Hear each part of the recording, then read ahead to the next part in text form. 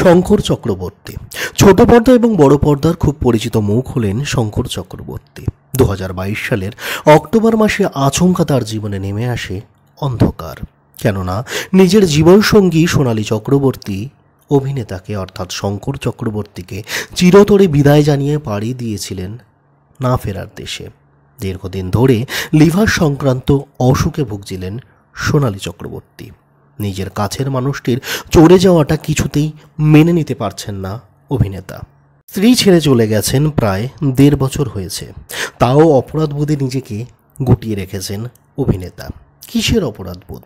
সম্প্রতি আনন্দবাজারকে দেওয়া এক সাক্ষাৎকারে সেই অপরাধবোধের কথাটি রিভিল করেছেন বা জানিয়েছেন শঙ্কর চক্রবর্তী।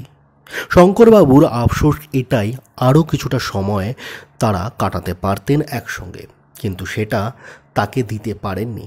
সেই দুঃখটা তাকে কুড়ে কুড়ে খাচ্ছে।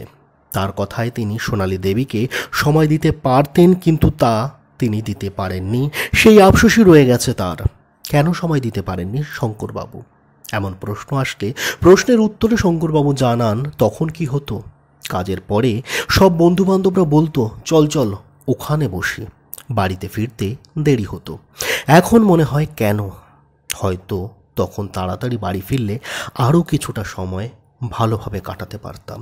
সেই অপরাধ বোধেই কুড়ে কুড়ে খাচ্ছে তাকে।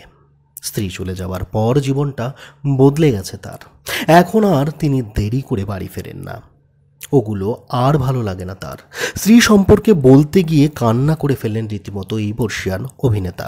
তিনি জানান, ও চলে যাওয়ার পর কীরকম একটা হলো যেন। ঘুম থেকে দেরি করে উঠতাম, কাজ না থাকলে উঠতামই না, 10টা অবধি ঘুমাতাম, খাওয়া দাওয়ার কোনো ঠিক ছিল না, মদ্যপানও বাড়িয়ে দিয়েছিলাম।